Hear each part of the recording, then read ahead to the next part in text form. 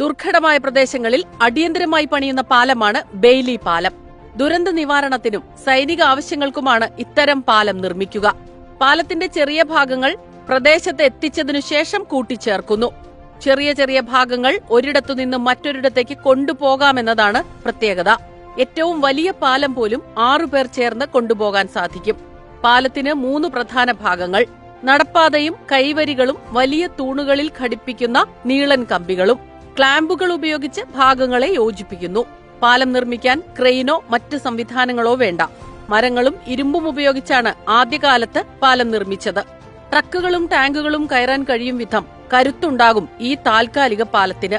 പ്രകൃതി ദുരന്തങ്ങൾ ഉണ്ടാകുമ്പോൾ ബെയ്ലി പാലം രക്ഷാദൌത്യത്തിന് ഉപയോഗിക്കുന്നു.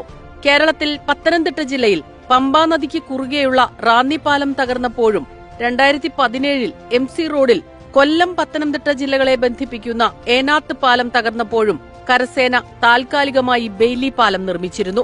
1942 രണ്ടാം ലോക മഹായുദ്ധകാലത്ത് സൈന്യത്തിന്റെ ഉപയോഗത്തിനായി ബ്രിട്ടീഷുകാരാണ് ബെയ്ലി പാലം ആദ്യമായി നിർമ്മിച്ചത്. പാലം നിർമ്മിച്ച ഡൊണാൾഡ് ബെയ്ലി എന്ന ബ്രിട്ടീഷ് എഞ്ചിനീയറുടെ പേരിലാണ് പാലം അറിയപ്പെടുന്നത്.